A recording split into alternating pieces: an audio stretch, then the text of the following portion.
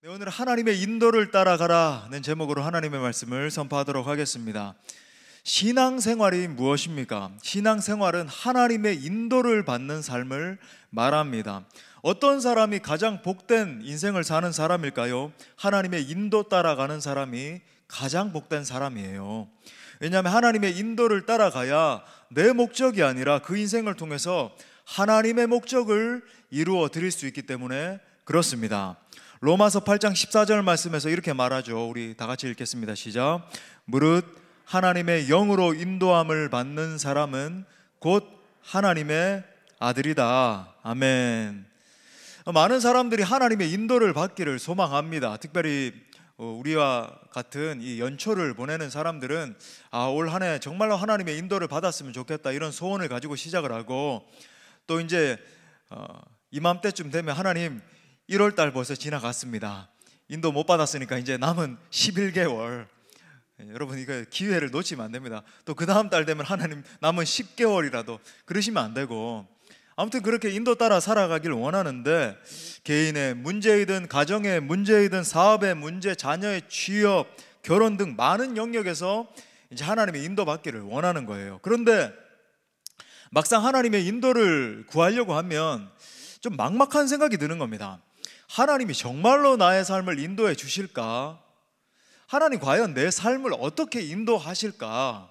이게 기대가 아니라 막 염려와 뒤숭숭한 마음이 막 짬뽕이 돼가지고 그런 마음이 드는 거예요. 창세기 24장은 여러분 잘 아시는 것처럼 아브라함의 아들 이삭을 결혼시키는 내용을 담고 있습니다. 결혼이라고 하는 것은 여러분 인생에 있어서 너무나 중요하죠. 우리 청년 여러분, 결혼이라고 하는 것은 너무나 중요합니다. 결정적이에요. 그래서 아브라함은 하나님의 인도를 받고 싶어 하는 거예요. 종종 이렇게 크리스찬 젊은이들이나 부모님들 이렇게 모습을 봐도 결혼이라고 하는 이렇게 중요한 일 앞에서도 하나님의 인도를 구하지 않는 모습을 보게 됩니다. 그 결과 정말 제가 사역하면서 많은 경우들을 봤는데 진짜 불행하게 되고, 잘못된 만남을 통해서 더 힘들어지는 일들이 일어나고, 그런 것들을 보게 되는 거예요. 자, 본문에 보니까 아브라함이 이제 생각을 굳히자 신실한 종 엘리에셀을 택해서 자기의 이제 고향을 방문하게 합니다. 근데 당시에 이제 이 지역에서 고향까지가 한 800km 정도 되는 그런 지역이었어요. 4절에 보니까 내 고향 내 족속에게로 가서 내 아들 이삭을 위하여 아내를 택해라. 그러니까 이 말을 풀어서 설명을 하면은 내 고향으로 가서 다른 족속이 아니라 내 친족 중에서 아내를 발견을 해서 그렇게 택해서 오너라, 이렇게 부탁을 한 거죠. 자, 우리는 오늘 이 아브라함의 모습을 통해서 하나님의 인도를 받는 것이 무엇인지를 살펴보기를 원합니다. 주의해야 되는 것은 교회 단지 그냥 왔다 갔다만 하는 소위 종교인들은 하나님의 인도에 그렇게 큰 비중을 두지 않는다라고 하는 겁니다. 많은 사람들이 구원론에 관심을 둬요. 이렇게 해야 구원받습니다. 거기에는 굉장히 귀를 기울입니다. 왜? 자기가 이렇게 구원 받으려면 이렇게 조건이 충족돼야 되고 내가 천국 가야 되겠으니까 이기적인 마음이 있는 거죠. 개인주의적인 그런 마음의 동기가 있는 거죠. 하지만 실제로 삶 가운데서 하나님의 인도를 받는 삶을 살려고 치면은 거기에는 관심이 없는 겁니다. 올 한 해를 살면서도 그냥 내 마음대로, 내 뜻대로, 내 계획대로 그렇게 살아가는 거죠. 반대로 여러분, 어떤 면에서 진정한 신앙인은 하나님의 인도하심에 깊은 관심을 기울이고 또 하나님의 섬세한 뜻을 깨달아 그분의 인도를 따라 사는 사람들입니다. 그 결과 삶 가운데서 정말 풍성한 간증들이 넘쳐나게 되는 거예요. 말씀을 통해서 여러분 모두가 정말 철저히 하나님의 인도를 받는 인생들로 세워지는 축복이 함께 하기를 바랍니다. 세 가지로 살펴보겠습니다. 첫 번째 포인트가 이렇게 좀 중요한 기반인데, 첫 번째는요, 하나님은 그의 자녀를 반드시 인도하십니다. 우리 한번 따라합시다. 하나님은 당신의 자녀를 인도하십니다. 이건 다른 말로 하면은 인도를 확신하라는 거예요. 우리 옆에 있는 지체들에게, 그죠? 우리 졸릴 수 있는 시간이니까 우리 한번 잠이 확 깨도록 큰 눈으로 바라보면서 하나님의 인도를 확신합시다. 인사하겠습니다. 다시 한번. 예. 다시 하시는 분들도 계시는데 어떤 분들은 그냥 도도하게 그거 아니고 선포해 주세요. 여러분, 선포한 대로 되는 거예요. 하나님의 인도를 확신합시다. 다시 한번 선포합시다. 예. 지금 벌써 출발하신 분들 있어서 좀 빈자리 많으니까, 그죠? 우리 더 액티브하게. 오늘 성령 폭발 주간입니다. 가신 분들은 못 받아요. 오늘 완전히 우리끼리 잘 해보겠습니다. 이 확신을 가지는 것이 대단히 중요해요. 많은 성도들이 하나님의 인도하심을 받고자 하지만 하나님의 인도를 받지 못하는, 실패하는 이유가 무엇인가? 하나님께서 반드시 나의 삶을 인도하신다라고 하는 이 확신이 흔들리기 때문에 그런 거예요. 가만히 보면 그래요. 그 고백 속에 이미 하나님이 내 삶을 이렇게 인도하실까요? 내 자녀의 삶을 과연 인도하실까요? 두려워하고 의심이 가득하고 이미 그런 겁니다. 하나님이 내 문제에 대해서 알고 계실까? 내가 당면한 저 사람의 문제에는 하나님이 개입하신 것 같은데 내 문제에는 전혀 관심이 없으신 것 같아. 뭐 이런 식으로 이제 이미 믿음이 그런 식으로 형성이 되어 있는 거죠. 불신이죠. 하나님의 인도에 대해서 정말로 믿지 못하는 많은 분들이 계십니다. 그런 분들의 공통적인 특징이 있는데 신앙생활을 영속하기는 하지만 계속 막막하고 회의감을 느낀다는 겁니다. 신앙을 5년, 10년, 20년 신앙생활을 하지만 회의감을 느끼는 거예요. 기쁨이 없습니다. 간증이 없는 거예요. 하나님의 살아 역사하심을 삶 가운데서 경험하지 못하니까 늘 사실 이건 어떤 면에서 반쪽짜리 신앙생활을 하고 있는 거예요. 그러니까 하나님의 음성을 듣지도 못하고 그 음성을 분별해 내지도 못하고 그 음성에 반응해서 어떻게 걸어가야 될지 전혀 뭔가 이렇게 믿음의 경험이 없는 거죠. 그러다 보니까 하나님의 역사하심을 체험하지 못하다 보니까 늘 하나님의 인도를 받지 못하고 방황하는 신앙. 그냥 영어로 going around 그러는데 그냥 빙글빙글 주변부만 왔다 갔다 도는 그런 신앙을 반복한다는 거예요. 반면에 여러분, 오늘 등장하는 아브라함은 이 하나님께서 아들 이삭의 짝을 정해 주셨다라고 하는 것을 분명히 신뢰했습니다. 하나님의 인도를 확신한 아브라함이 신실한 종 엘리에셀을 불러서 불과 무려 800km나 되는 그런 거리를 가라고 이렇게 보내는 거죠. 2절부터 4절에 다시 보니까 아브라함이 자기 집 모든 소유를 맡은 늙은 종에게 이르되, 신뢰했다는 거죠. 모든 소유를 맡았으니까 청하건대 내 허벅지 밑에 내 손을 넣어라. 이건 뭐냐면 언약의 징표예요. 당시에 고대 근동에서 정말 굳건하게 약속한다, 쉽게 말해서 그런 표현입니다. 내가 너에게 하늘의 하나님 땅의 하나님이신 여호와를 가리켜 맹세하게 하노니 너는 내가 거주하는 이 지방 가나안 족속의 딸 중에서 내 아들을 위하여 아내를 택하지 말고 내 고향 내 족속에게로 가서 내 아들 이삭을 위하여 아내를 택하라. 그러니까 인도를 확실하게 믿은 모습을 보여주고 있는 거죠. 자, 그런데 보십시오. 여러분, 이런 구절 읽으면 좌절하시면 안 돼요. 요셉의 모습을 보면서 처음부터 요셉은 어떻게 저렇게 흔들림 없이 베드로는 나중에 성령 충만해서 사도행전의 모습을 보면서 어떻게 저렇게 성령 충만할까? 그런 모습만 보시면 안 됩니다. 그죠? 우리 잘 아시는 것처럼 아브라함은 처음부터 이런 믿음을 가지고 있었습니까? 그렇지 못했나요? 형편없었어요. 우리 너무 잘 아는 것처럼. 왜냐하면 이 믿음의 여정을 시작하던 초창기에 자기 아내를 갖다가, 자기 아내 사례를 갖다가 2번이나 내 누이라고, 자기 목숨 건지자고. 여러분, 인류에서 최고 찌질한 남성의 대표 주자가 아브라함이었어요. 찌질이 중에 찌질이. 하면서 우리 여기 계신 우리 여성 성도님들 손 들어보세요. 나를 갖다가 내 남편이 내 누이라, 내 목숨 건지자고 이제 큰일 났다. 그냥 당신의 마음대로 데려다가 어떻게 하셔도 괜찮습니다. 내 누이니까 괜찮습니다. 그러면 나는 이 남편이 정말 철천지 원수로 느껴지겠다. 아니면 내가 같이 살고 싶다. 끝까지 내가 지켜야지. 손을 막 번쩍 드시고 이럴 때 손 드시면 안 돼요. 이제 큰일 납니다. 여러분, 그렇게 계속되는 위기 속에서 하나님은 그를 신실하게 인도하셨죠. 갈대아 우르에서 시작해서 가나안에 이르게 하신 거죠. 그리고 약속하신 대로 이 가나안 땅 전체를 아브라함에게 주신 겁니다. 더불어 아브라함이 우리 요즘 이렇게 MBTI 이런 거 이야기를 하는데 아브라함의 전형적인 기질이 뭐였냐면 점액질이었어요. 점액질. 그러니까 점액질은 끈적끈적한 점액, 이렇게 되게 미끌미끌하고, 저는 이제 좀 담즙질의 사람이거든요. 이렇게 저는 이렇게 좀 강하고 이렇게 막 리더 막 약간 천성적인 좀 리더십이 있고 좀 그런 스타일이에요. 스타일 자체가. 그런데 이거 저와는 정반대입니다. 이런 저맥질 스타일들은 굉장히 우유부단하고 갈팡질팡 어떻게 해야 될지 모르고 뭐 그런 스타일이에요.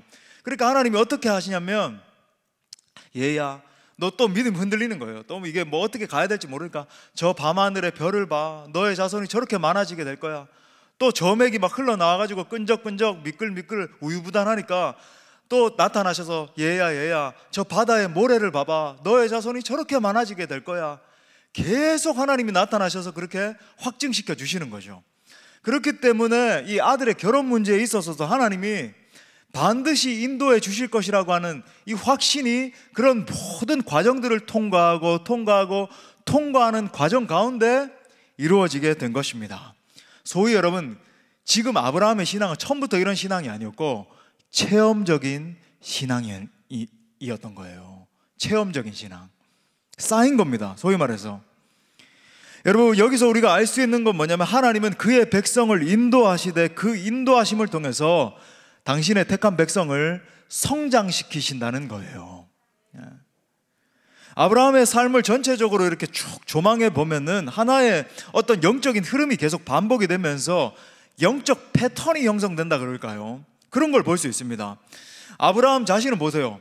자, 제가 구도를 이렇게 그려드릴게요. 아브라함 자신은 하나님을 향한 믿음이 몇 차례나 흔들렸어요. 이거 뭐 형편없고 뭐 내 아내를 갖다 누이라고 뭐 팔아 넘기고, 그죠? 뭐 믿음 흐려지니까 나중에 뭐 또 이야기를 하겠지만 큰 사고 치잖아요. 그죠? 뭐 그런 일이 계속 있었습니다. 그런데 여러분, 신실하신 하나님은 아브라함과 맺은 이 언약, 약속이죠. promise. 이 약속을 끝까지 지키시는 거예요.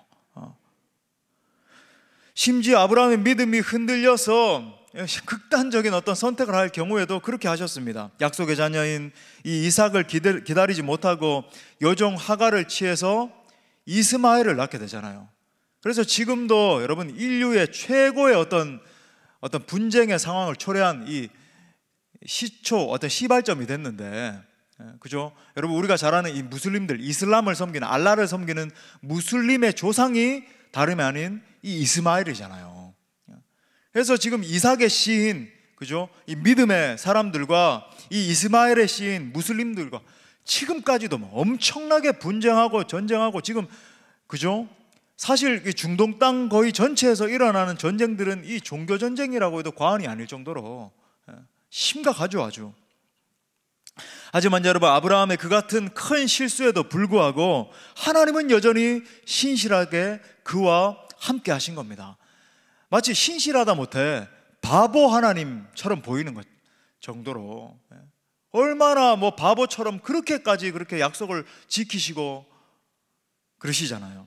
그러는 과정이 반복되는 가운데 아브라함은 한 가지 사실에 당면하게 됩니다. 나를 부르신 분은 좋으신 분이시구나. 인자와 자비가 영원하신 하나님이시구나. 처음부터 아브라함이 그런 하나님을 확신했던 건 아니란 말이죠. 그죠?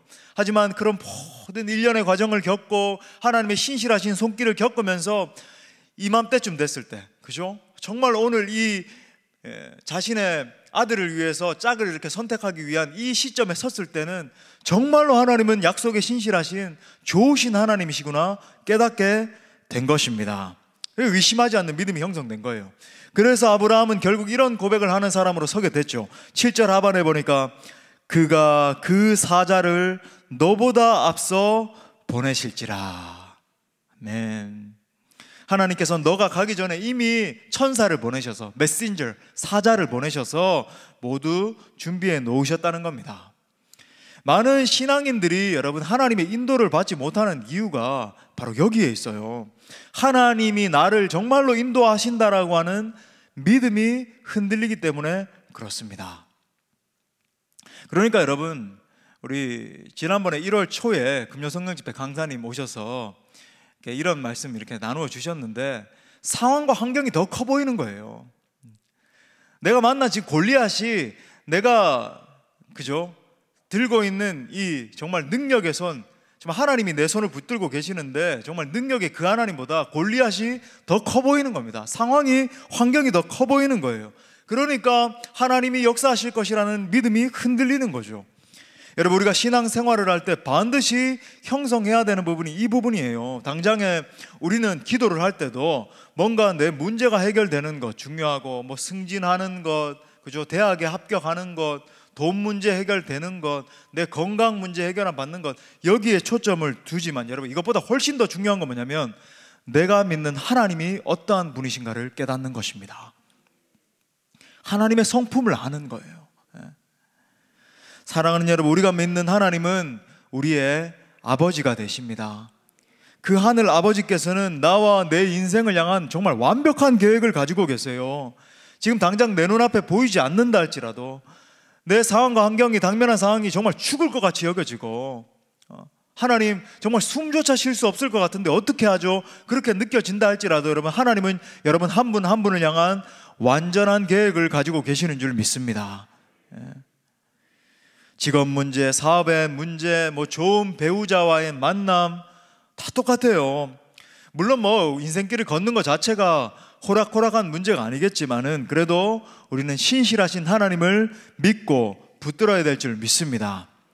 요즘은 심지어 뭐 노후 뭐 이런 것도 뭐 엄청나게 뭐 관심을 기울이는데 그런 것도 마찬가지고 하나님이 책임져 주신다. 요한복음 14장 18절, 참 우리 예수님 직접 말씀하시죠. 우리 읽겠습니다. 시작. 내가 너희를 고아와 같이 버려두지 아니하고 너희에게로 오리라. 여러분, 이것이 우리를 향하신 하나님의 마음이에요. 주님의 그 음성을 들으시고 하나님의 인도에 대한 확신을 가질 수 있기를 바랍니다. 자, 두 번째는요, 믿음의 원칙을 철저히 붙들어야 됩니다. 우리 한번 따라합시다. 믿음의 원칙을 철저히 붙들어야 된다. 자, 지금 아브라함이 그의 종을 그 고향으로 보내서 친족 중에서 며느리감을 얻으려고 했어요. 그 이유가 뭐냐면 여기 이제 결정적인 진리가 있는데, 이삭을 당시에 살고 있었던, 영위하고 있었던 가나안 여자와 결혼시킬 수 없다는 거예요. 이걸 여러분 오늘날의 언어로 바꾸면 어떻게 될까요? 절대로 불신 결혼은 안 된다는 겁니다. 자, 다시 한번 우리 청년 여러분, 절대로 불신 결혼은 안 된다는 거예요. 여러분, 어떤 면에서 이 같은 신앙을 이렇게 지키는 것, 이 소신을 지키는 것은 아브라함에게 큰 도전이었습니다. 하나님이 실제로 그를 가나안 땅에 보내셨고 그 땅에 대한 약속을 주셨잖아요.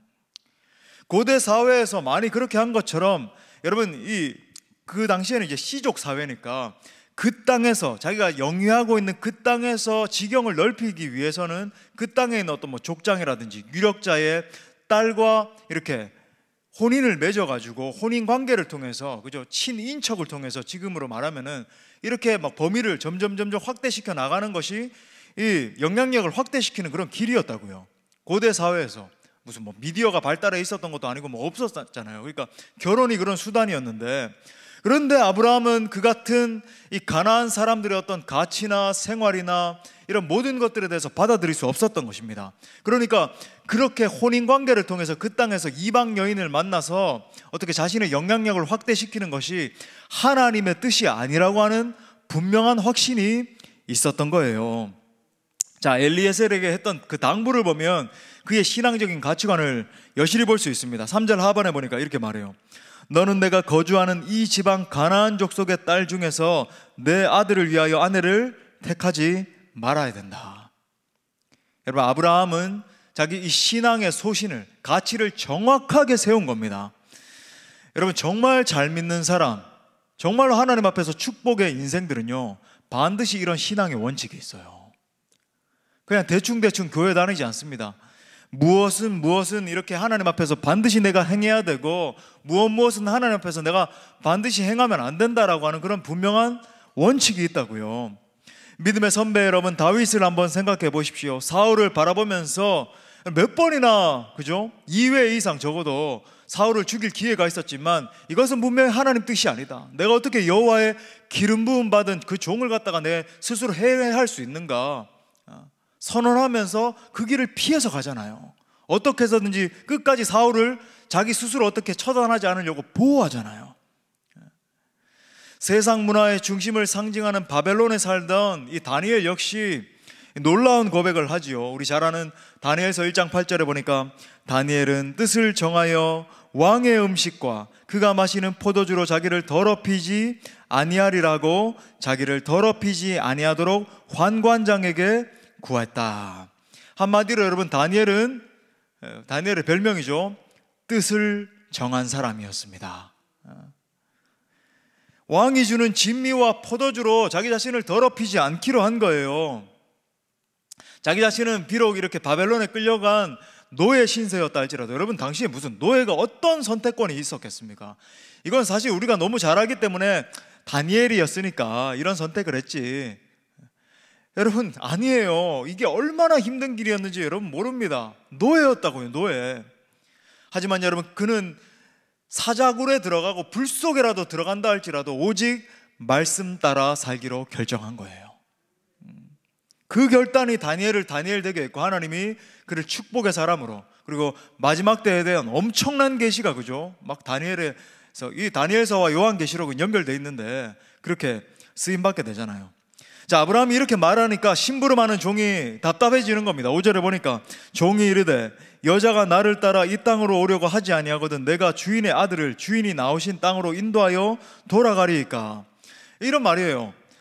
아니, 아브라함 님, 주인이니까, 그죠? 주인님, 만약에 제가 이렇게 마땅한 어떤 여인을 발견을 해서 간청을 해서 정말 좋은데 같이 가려고 하지 않으면은 제가 이렇게 좀 붙잡아 가지고 어떻게 해서든지 데려올 수 없으니까 이삭을 그럼 반대로 데려가서 보여주면 어떻겠습니까? 이런 제안을 한 거예요.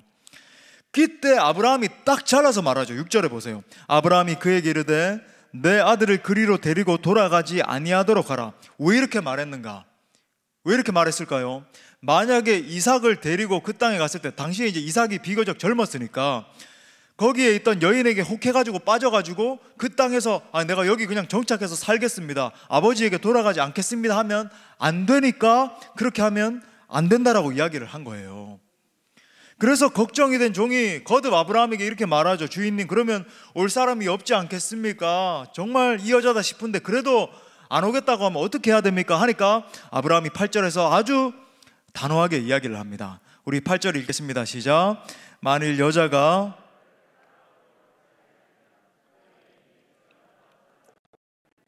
오직 내 아들을 데리고 그리로 가지 말지니라. 아멘. 여러분, 두 번이나 보세요. 다시 한번 질문하는 이 종에게 아브라함은 정말로 결정적으로 이렇게 말하잖아요. 절대로 데려가서는 안 돼. 그 이방 문화에 물들 수 있기 때문에, 내 아들이 다시 돌아오지 않아서 이 언약 백성으로서의 이 과업을 수행하지 못할 수 있기 때문에 절대로 데려가선 안 된다라고 이야기하는 거예요.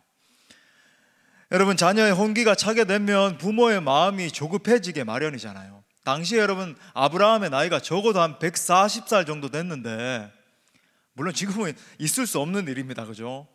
아무리 자녀가 이제 홍기가 찼을 때 140살, 지금은 아무리 늦어도 적어도 그죠? 중년의 나이 그 정도일 거 아니에요. 근데 아무튼 그 당시에는 수명이 좀 더 길었고 그런 시대였기 때문에 가능했습니다. 그러니까 아브라함이 140세니까 여러분 오죽했겠냐고요. 그런데도 여러분, 아브라함은 신앙의 원칙에 있어서 조금도 흔들리지 않았던 겁니다. 여러분, 믿음의 사람이 하나님의 인도를 놓치는 또 다른 이유가 바로 여기 있는 거예요. 상황이 나빠지면 조급해지는 겁니다. 그래서 세상이 더 커져 보이게 되고 신앙적인 원칙은 작아 보이게 되면서 이걸 그냥 쉽게 포기해버리는 거예요. 이런 정도는 타협해도 괜찮겠지, 하나님도 이걸 이해해 주시겠지.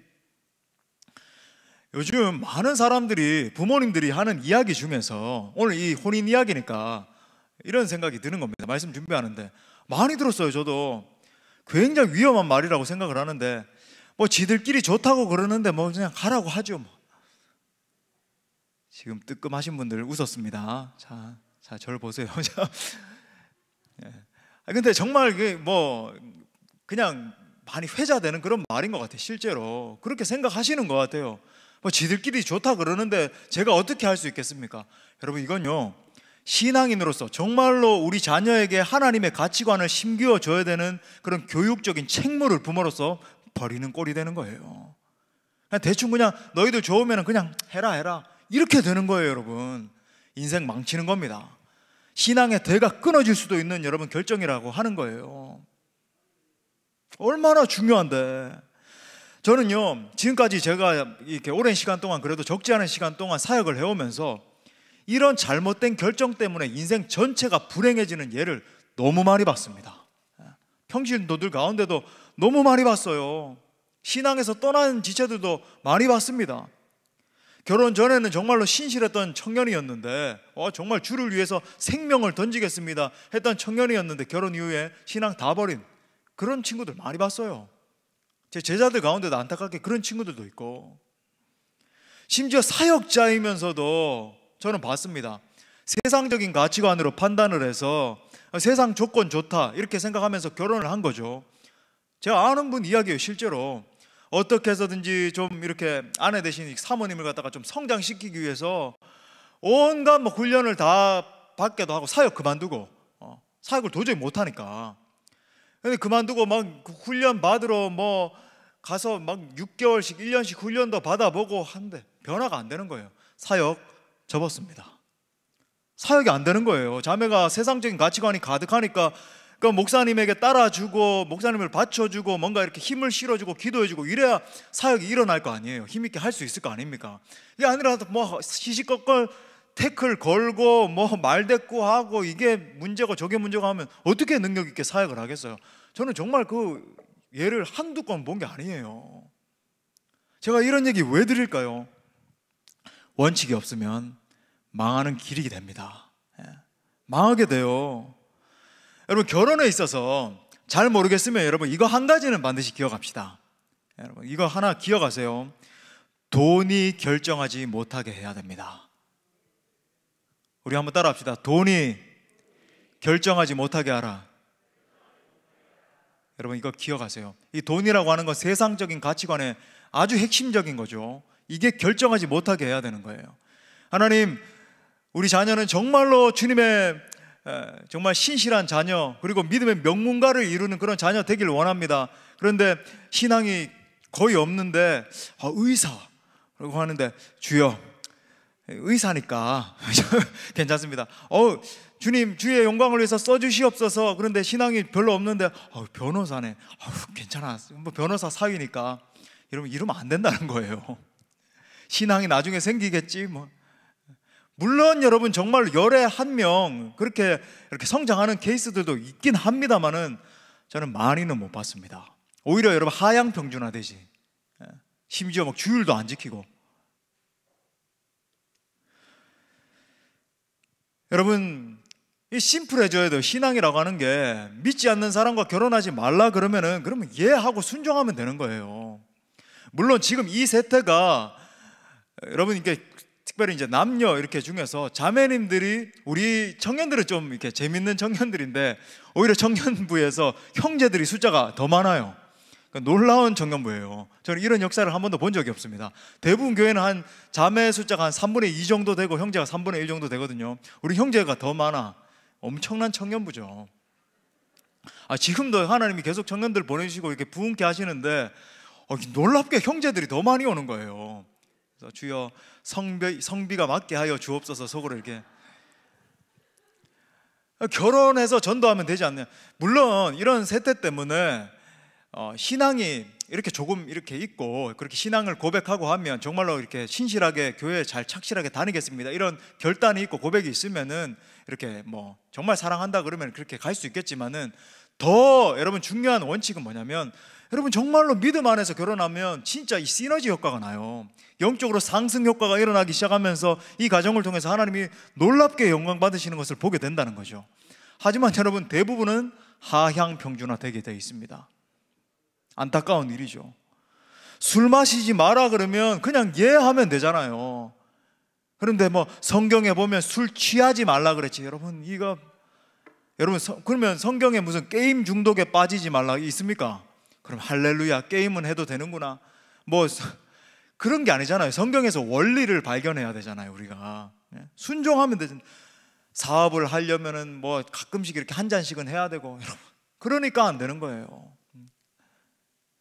주일이면은 우리 정말로 예배를 사수합시다, 금요 성령 집회 나와서 뜨겁게 부르짖으며 기도합시다 하면 하면 되는데 1년 52주인데 한 2주 정도는 휴가도 가야 되고 놀러도 가야 되겠으니까 이야기하고 별 핑계 다 대면서 11조 합시다. 여러분, 신앙의 기본적인 고백 아니겠습니까? 이건 주님의 것입니다 하면은 이거는 구약 성경 말라기에서 성경을 알지도 못하면서 무교의 주의자들이 하는 영상 보고 이거 할 필요 없다더라 이러고. 사랑하는 여러분, 설령 여러분 세상에서 성공했다 할지라도 원칙을 버렸다라고 한다면 여러분, 그건 궁극적으로 실패한 인생인 겁니다. 신앙의 정말 중심을 세우시고 신앙의 원칙을 세우심으로 말미암아 하나님의 길을 끝까지 걸어가는 여러분 모두가 될 수 있기를 바랍니다. 여러분, 복 주시는 분은 하나님이세요. 마지막 세 번째로, 여러분 이건 짧습니다. 하나님이 주시는 확신을 붙잡으라는 거예요. 우리 따라 선포합시다. 하나님이 주시는 확신을 붙잡으라. 여러분, 이것이 어떤 면에서 적용점입니다. 여러분, 하나님이 기도하는 가운데 마음의 평강을 더하시면서 확신을 주실 때가 있죠. 거기에 순종해야 됩니다. 많은 사람들이 왜 하나님의 역사를 경험하지 못하는가? 하나님이 확신을 주시고 보여주시고 말씀을 통해서 이렇게 확증을 해주시고 하는데도 불구하고 순종하지 않기 때문에, 순종을 해도 한 60% 순종하고 40%는 내 마음대로 내 뜻대로 항상 이렇게 양다리 걸치고 있기 때문에 여러분, 역사가 일어나지 않는 거예요. 오늘 아브라함은 하나님께서 이삭의 아내를 정해 두셨음을 믿었습니다. 더 크게는 이걸 믿은 거예요. 하나님은, 내가 믿는 하나님, 내가 경험한 하나님은 언약에 신실하신 하나님이셔. 그의 종 엘리에셀의 행동에서 아브라함과 그의 종 사이에 맺어진 이 굳은 결심을 볼 수 있죠. 마지막 9절에 보니까 그 종이 이에 그의 주인 아브라함의 허벅지 아래에 손을 넣고 이 일에 대하여 그에게 맹세하였더라. 여러분, 하나님의 인도하심을 확신한다면 환경은 더 이상 문제가 되지 않습니다. 상황은 문제가 되지 않아요. 주변 상황은 너무너무 좋은데 실제로는 위기인 사람들이 있습니다. 사람은 당장 알지 못하죠. 자기는 뭔가 승승장구하고 있는 것처럼 보이고, 이야, 하나님이 함께 하시는 것 같다. 자기의 삶은 엉망인데 죄로 무너져 있고 하나님의 임재 가운데 서 있지 않고 기도 생활, 말씀 생활 다 무너져 있는데, 야, 하나님이 나에게 이렇게 술술 풀리게 하시네, 착각하는 인생이 있는 겁니다. 하지만 반대로 너무너무 당장의 이 형편은 어려운 것 같은데, 내게 이 닥쳐진 고난이 숨조차 쉴 수 없을 정도로 이건 너무너무 힘이 드는데 하나님의 복 가운데 있는 사람이 있어요. 전혀 알지 못하는 하나님의 정말 축복 보따리가 바로 앞에 예비되어 있는데, 여러분, 이것만 딱 통과하고 나면 하나님이 큰 복을 내려주실 축복의 사람이 있단 말입니다. 이번 부흥회 때 계속 들은 말씀의 핵심이 그것 아닙니까? 가령 요셉의 예를 통해, 그죠? 그가 버림받고 심지어 강간 미수범으로 몰려서 진짜 억울하며, 우리 한국말로 억한 심정이 100번 쌓여도 모자랄 여러분, 그 요셉이었음에도 불구하고 여러분, 계속 따라다니는 억구가 뭐죠? 말씀이 뭡니까? 하나님이 그를 형통케 하셨더라. 하나님이 그를 형통케 하신지라. 형통케 하셨더라. 당장 내 눈에 보기에 일이 잘 풀리는 것이 중요한 것이 아니라 하나님의 인도 가운데 서 있는 것이 중요합니다. 왜냐하면 그 길을 통해서 하나님의 역사가 이루어지게 되고 결국 하나님이 영광 받으시는 거예요. 그 반대로 누누이 말씀드리지만, 여러분, 내 자기로 뚜껑 열고 도망가는 인생, 여러분, 그 인생은 끊임없이 광야가 반복되는 거예요. 아직까지 찐빵이 다 쪄지지도 않았는데 막 만두가 뚜껑을 열고 나와가지고 나는 다 쪄졌다, 나는 맛있다 이러면서 쫓아가면 만두 옆구리 다 터지고 여러분 맛도 없고 그렇게 되는 거예요. 중요한 것은 하나님께서 응답을 주시고 음성을 들려주셨다면 그 음성에 정확하게 순종하는 것이 중요한 것입니다. 우리 찬양하는 것처럼 주님 말씀하시면 내가 도와주시네요. 주님 뜻이 아니면 내가 멈춰서리다. 나의 가고 서는 것 주님 뜻에 있으니 오 주님 나를 이끄소서. 할렐루야. 예. 말씀의 결론을 맺겠어요. 이 하나님의 인도를 받는 길을 다시 한번 정리해 보겠습니다. 첫 번째는 하나님의 인도를 확신하셔야 됩니다. 여러분, 올 한 해 기억하세요. 하나님이 우리의 삶을 반드시 인도하십니다. 여러분, 개개인을 반드시 붙드십니다. 내가 죄악의 수렁 가운데 빠져 있지 않는 한 여러분, 하나님이 반드시 인도하신다는 걸 여러분 확신하셔야 돼요. 두 번째는 믿음의 원칙을 분명히 붙드셔야 됩니다. 여러분, 원칙 흐트러지시면 안 됩니다. 내가 정말 말씀 붙들고 기도하겠다라고 했는데, 내가 하나님 앞에서 예배의 영성을 사수하자 선포하고 했는데, 하나님 내가 이거 사수할 테니까 하나님 내게 복을 주옵소서. 그 원칙이 흐트러지면 안 된다는 거예요. 할렐루야. 그리고 마지막 세 번째, 하나님의 응답의 사인이 떨어지면 100% 순종하셔야 되는 거예요. 이 과정에서 하나님은 어떤 면에서 테스트를 하세요. 여러분 꼭 기억하세요. 이렇게 응답을 해주시고 정말로 100% 순종하는가 안 하는가, 이걸 테스트한단 말이죠. 한 80% 정도 순종을 하고 나머지 20%는 또 내 마음대로 내 뜻대로 하면, 여러분 다음부터 하나님이 역사하실까요 안 하실까요? 너는 또 광야다, 또 뺑뺑인 거예요. 여러분, 순종이 안 되니까 이걸 기억하셔야 됩니다. 여러분, 하나님의 인도를 받으려면 모든 일에, 내가 맡은 모든 사역 가운데, 내게 하나님께서 주신 모든 사람을 만나는 그 모든 만남 가운데 하나님 앞에 순복할 수 있기를 바랍니다. 잠언 3장 5절부터 6절에서 너는 마음을 다하여 여호와를 신뢰하고 내 명철을 의지하지 말라. 너는 범사의 그를 인정하라. 그래 뭐라 그래요? 그리하면 내 길을 지도하시리라. 아멘, 아멘. 여러분, 인도를 받기 위해서 또한 가장 중요한 것은 기도하는 거예요. 누누이 말씀드리지만 간절한 마음으로 기도한다는 것은, 하나님 저에게는 이 길이 어떤 길인지도 모르고 제 인생의 길을 저는 전혀 알지 못합니다. 주님만을 의지하며 나아가오니 주님 나의 길을 인도하여 주옵소서 라고 하는 게 기도 아닙니까? 제가 늘 강조하는 것, 기도하는 인생, 정말 하나님 앞에 겸손한 거고, 나는 겸손한 사람입니다 하면서도 기도하지 않는 사람은 사실은 교만한 사람인 거죠. 그래서 여러분, 올 한 해도 우리 모두가 더 강력한 기도를 하나님 앞에 올려드릴 수 있기를 바랍니다. 주일 예배, 금요 성령 집회, 새벽 기도회 때도, 수요일에도, 여러분 각 가정교회 모임 때도, 여러분 각자 개인 삶 가운데서도 더 강력한 기도의 사람들 될 수 있기를 바랍니다. 그렇게 하나님 앞에 반응하며 나아갈 때 하나님께서 반드시 우리의 삶과 우리 공동체를 인도하시고 축복해 주실 줄 믿습니다. 우리 말씀을 주신 하나님께 영광의 박수 올려드리겠습니다. 우리 인도자 되신 하나님 바라보고 우리 찬양하고 기도하며 나가겠습니다.